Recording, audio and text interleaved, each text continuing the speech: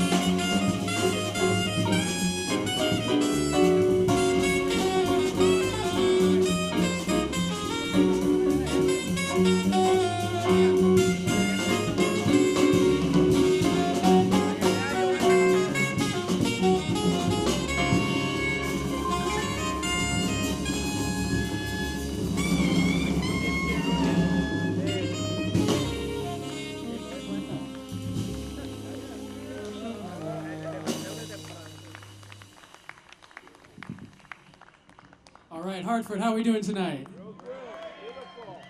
You know what? That was actually all right the first time around. Thank you so much for coming out to Bushnell Park. Thank you, Hartford Jazz Society, for having us. It's a beautiful day. This is one of my favorite things in Hartford, is this series. I grew up coming to this series, and it means a lot every time I'm able to play here. So thank you for having us. That first tune was Stablemates, and I'm actually playing that for a very specific reason. One thing that's important to me tonight is celebrating Paul Brown's legacy, and he was one of my mentors. Give it up for Paul Brown. For those of you that don't know, he played a huge role in building the Hartford jazz scene, not just presenting concerts like this in the Hartford Festival of Jazz, but also in education. Zakai, myself, and Matt, we've all studied with PB at some point. And when I first got to the Hartford Academy for the Arts, this song, Stablemates, was thrown at me, and I couldn't even play the saxophone, let alone jazz.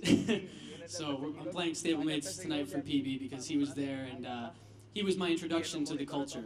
You know, I grew up in Storrs, Connecticut, and I took the bus from all the way in Storrs, in the middle of nowhere, into Hartford 4 days a week, and he was really my first introduction to the culture. So PB is very important. That's right, very important. So we're going to continue. Oh, you know what? I can't even, I have to introduce the members of the band. On bass, Matt Dwanzik.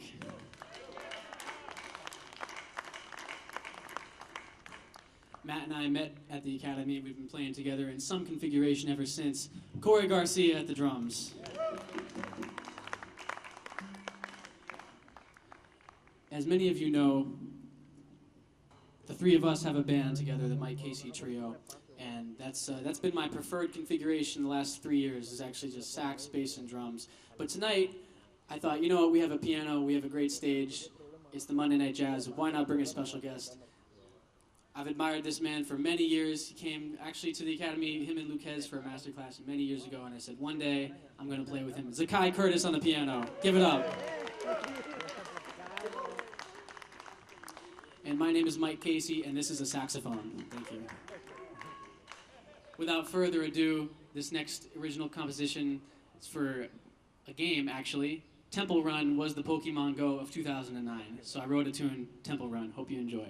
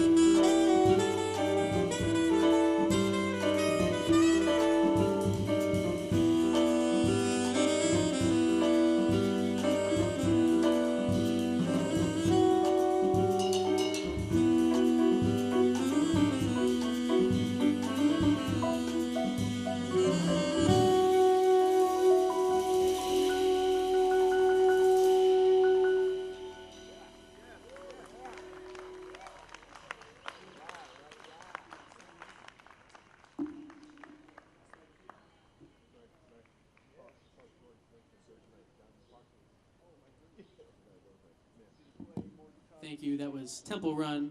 We're going to continue with an original by Zakai Curtis. You can find this on his CD Completion of Proof, one of my favorite recent albums. This is Soul Within.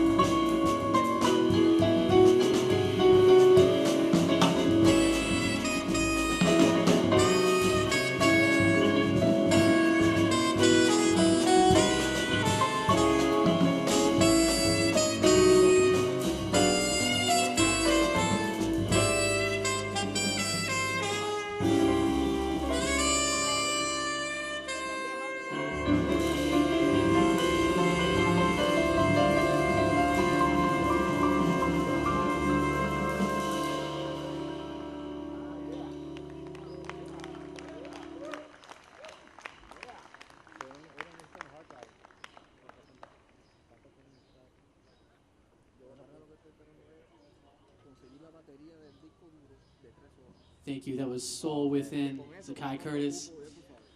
Now for something completely different. This song has got to have the most unique title.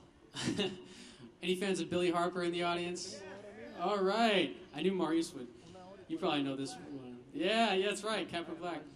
This is off his record Black Saint from '75, and that's a criminally overlooked period in jazz, the 1970s. And this song is Call of the Wild and Peaceful Heart. Hope you enjoy.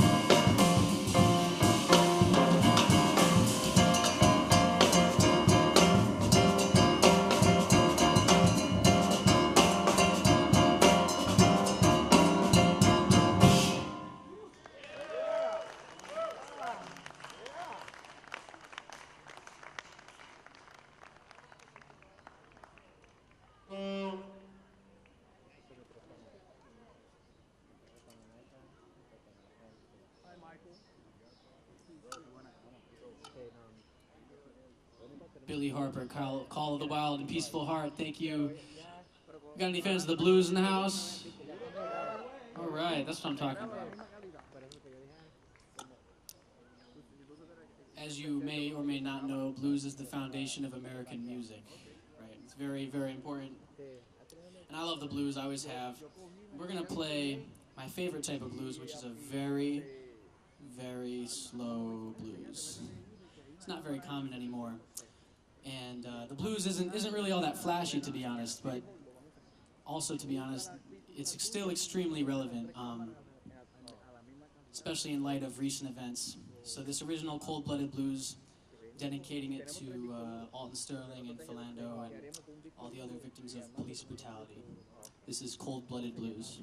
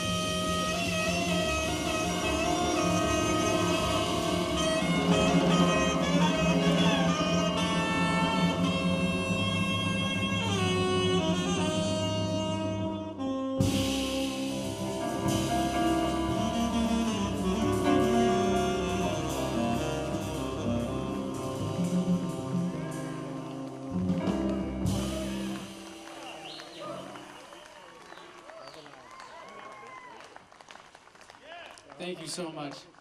We got any Star Wars fans in the audience? All right, we still got some. That's good to see, because you know I wrote this song before the movie, before the last movie, and I played it a little bit before, and it seemed like there were more fans before the latest movie. But that's cool. I still love Star Wars. So this next song is about both Star Wars and Hartford. As you all know, Hartford has, especially for the size of the city that we're in, a pretty happening jazz scene. But to the outside world, some people know, some people don't. But at large, you know, you'd expect, you know, cities like New York or Boston, LA, New Orleans to come up first when you hear the word jazz. And certainly if you're a young musician going to study the music and learn more and, you know, play with more people, you'd expect them to want to go to any of those cities, right? Not necessarily Hartford. So I wrote this song shortly after graduating from the Jackie McLean Institute of Jazz last year. And my journey, in a way, reminded me of Luke Skywalker in Star Wars, in that, you know, he goes to Dagobah, which is the swamp planet that Yoda is hiding out on, right? It's a very strange place, very mysterious place. You wouldn't expect a master to be there, and you wouldn't expect to go there to learn to do what you're trying to do. So, in a sense, I saw a parallel between me choosing to stay in Hartford to study this music further, and Luke Skywalker, you know, going to this out-of-the-way place to study, you know, the Jedi art, learn the Force. And in a way, Hartford is kind of the Dagobah of the jazz world. That's kind of how I see it. There's a lot of great things happening here, but not a lot of people know about it. So this is Dagobah for Star Wars and Hartford.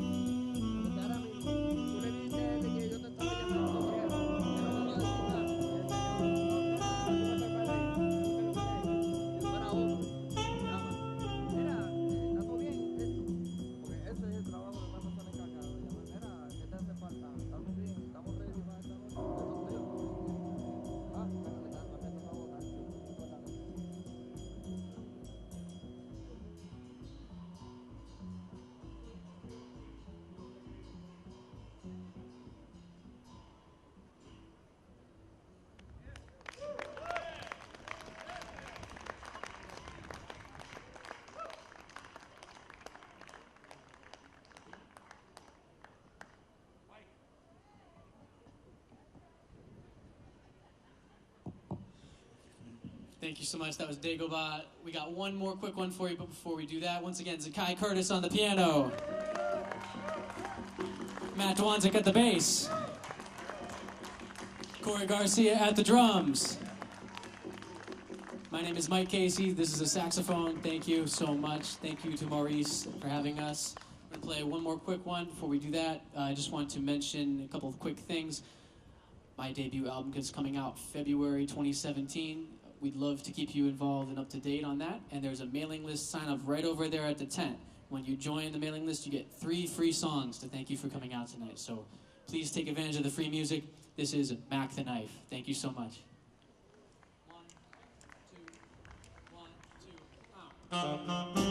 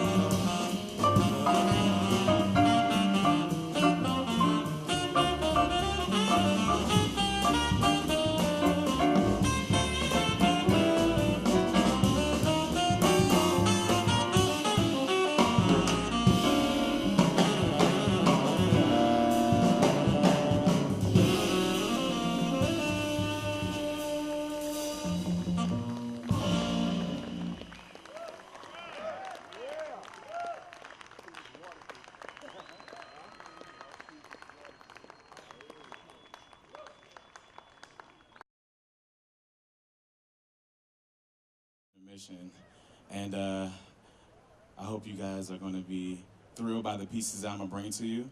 I belong to this collective writers group called the Journey Writers. We're a collective group of poets, prose writers, screenwriters, various variations of writing. So I was asked tonight to do a couple jazz pieces. So, like I said, I hope you guys do it. Thank you to the Hartford Jazz Society for allowing this to happen. As I know, this is the first year that you guys are allowing spoken word, so this is awesome. I think this fusion of arts is amazing. Does anybody like spoken word? Do you guys like spoken word? Poetry? Something to that effect? Okay. Then we're gonna mix well really nice. All right.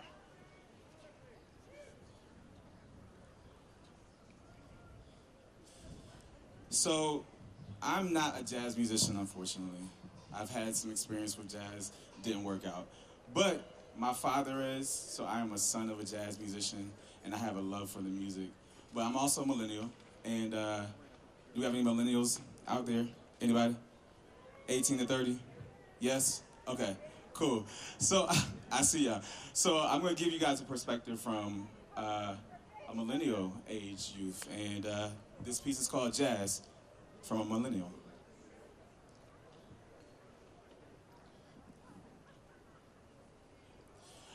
Over 100 years ago, an American city along the Mississippi River near the Gulf of Mexico named New Orleans, or Nolans if you prefer, birthed one of music's most valuable contributions, jazz.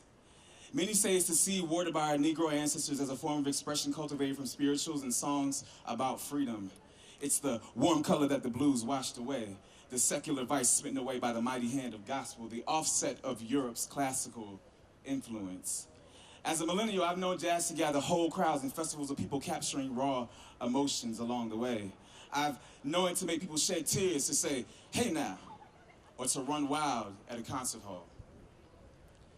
For me, jazz sparks memories of a speakeasy-style bar that my pop would lead me into to listen to a 5-piece jazz band that would jam out for hours into the night. And he still never let me order alcohol or drink, even though I was a very 21-looking 18-year-old. In Northern VA, we had a jazz station that created quiet storms and had every fancy tagline that you can remember. One like, smooth jazz, 105.9. I couldn't stand that station. My father made me listen to it every time, and I hated it. It was one of the only 3 stations I ever listened to until he discovered satellite radio and entered Watercolors. I guarantee you that I've heard almost every George Benson, Will Downing, and Anita Baker hit song that has ever been known to men. And you thought your road trips were long. I've watched the legacy of Benny Goodman turn into Kenny G, the legacy of Dizzy Gillespie turn to Wynton Marsalis, and I've seen a Nat King Cole turn into a Natalie. I voluntarily played the alto saxophone for 7 years plus 1 year of bass guitar, which equals a total of 18 years for the last 8 years of not playing anything. It seems as though my father's love for playing his jazz instruments could only fit into my rich lifestyle if procrastination was the key component.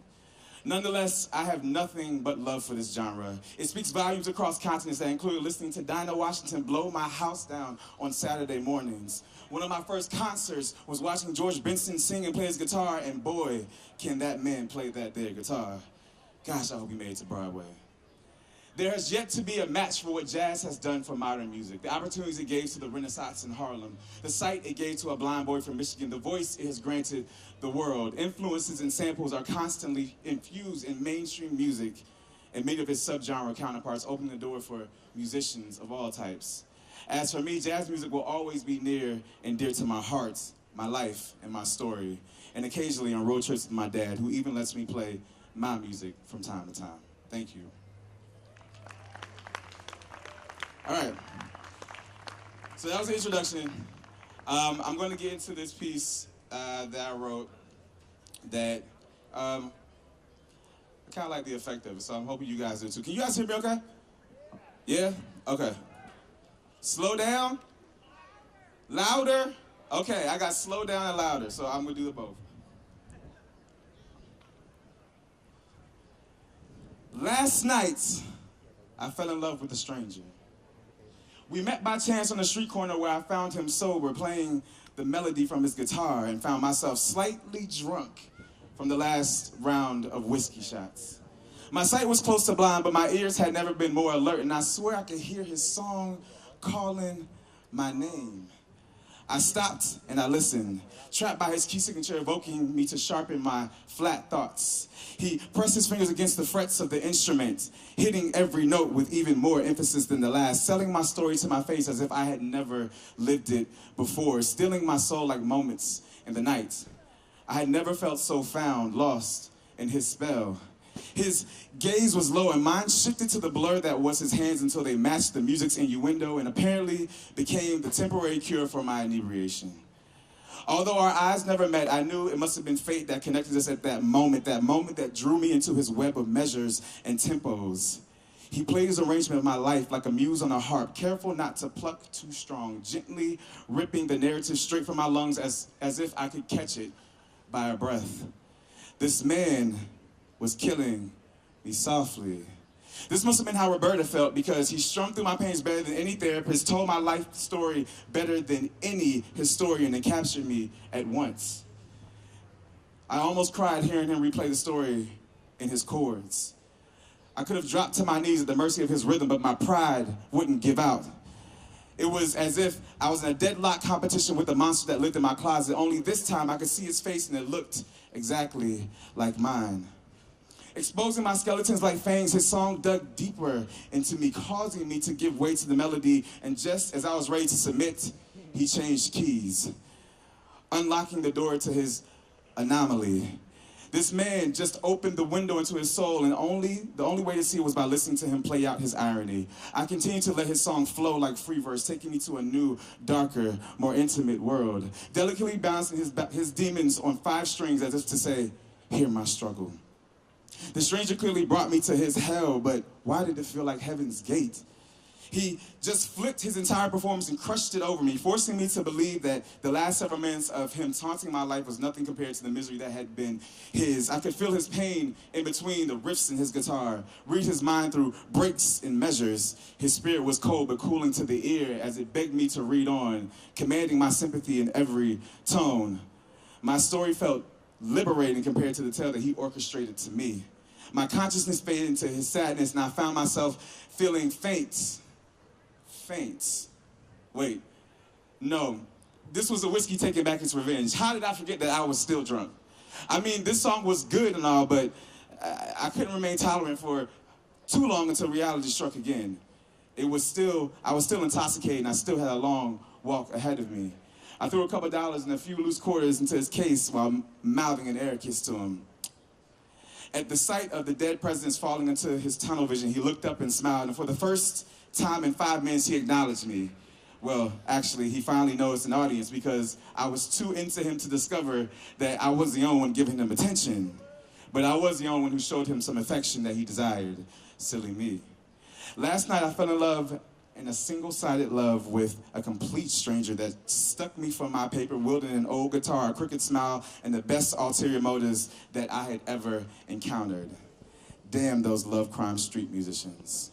Thank you. Thanks again for the Hartford Jazz Society for allowing us to have it. Again, I'm part of the Journey Riders, and I hope you guys enjoy the rest of the music.